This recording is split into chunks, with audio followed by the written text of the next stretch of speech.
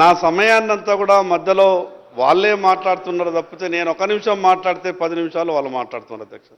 నేను 5 నిమిషాలు కూడా ఇప్పటిదాకా మాట్లాడలేదు. ప్రతి అర నిమిషంకు వాళ్ళు మధ్యలో వస్తున్నారు. అధ్యక్ష, నేనేమన్నానంటే బీసీలకు ఉన్నటువంటి ఇబ్బందుల్ని తొలగిస్తూ ఈ సమాజంలో బీసీలను ఒక గొప్ప స్థానాల్లో కూర్చోబెడతాం. ఇది కాంగ్రెస్ పార్టీ నినాదం, కామారెడ్డి డిక్లరేషన్ విధానం అని చెప్పారు. నేను దానికి కట్టుబడే మాట్లాడుతున్నా అధ్యక్ష. నేను మిగతా విషయాల ప్రస్తావనకెల్లా నేను కేవలం ఒక 15 నిమిషాలలో మాత్రమే ముగిస్తా. మీరే చెప్పండి సమయం, నేను సమయం లోపల ముగిస్తా. మీరే చెప్పండి సమయం, ఆ సమయం లోపల ముగిస్తా. మీరే చెప్పండి. 5 minutes లో క్లోజ్ చేయండి. 15 నిమిషాలు, 5 నిమిషాలు, 10 నిమిషాల్లో ముగిస్తా. 5 minutes ప్లీజ్ అధ్యక్ష. హాఫ్ అన్ అవర్ అయింది మీది. Half an hour. అధ్యక్ష, నేనేమంటున్నానంట అధ్యక్ష, ఈ సభనే తెలంగాణ బీసీలకు సభదారనే న్యాయం జరగాలి. ఈ సభలో ఉన్నటువంటి పెద్దల దగ్గర మాత్రమే న్యాయం చేసేటటువంటి అధికారం ఉన్నది.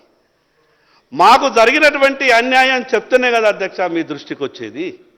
మీకు కొన్ని విషయాలు మీకు సమాచారం రాకపోవచ్చు, సంబంధిత వాళ్ళు మీకు సమాచారం ఇవ్వకపోవచ్చు.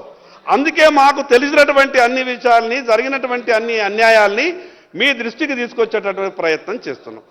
అది మీరంతా ఓపికతోని విని ఫలానా సభ్యుడు ఫలానా సలహాలు ఇచ్చిండ్రు, ఈ తెలంగాణ రాష్ట్రంలో ఇంత అన్యాయం జరుగుతున్నదట నాకు ఇప్పటి వరకు తెలియదని సంబంధిత శాఖ మంత్రులంతా కూడా ప్రధాన కార్యదర్శులు పిలుచుకొని మీరు ఆరాధించేటటువంటి అవకాశం ఉంటుంది.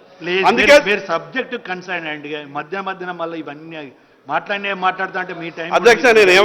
అధ్యక్ష, నేనేమంటున్నా 42% బీసీలకు రిజర్వేషన్ల గురించి, ఈ సామాజిక న్యాయం గురించి ఈ సభలో చర్చ జరుగుతుంది.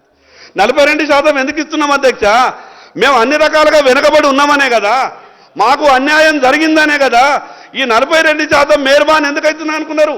వీళ్ళు ఏమీ చేయలేదు, ఏమీ చేసుకోలేదు, పాపం వీళ్ళకు చేస్తామని చర్చ జరిగినటువంటి సందర్భంలో ఇది గొప్ప ఆలోచన. 42% చాలా గొప్ప ఆలోచన.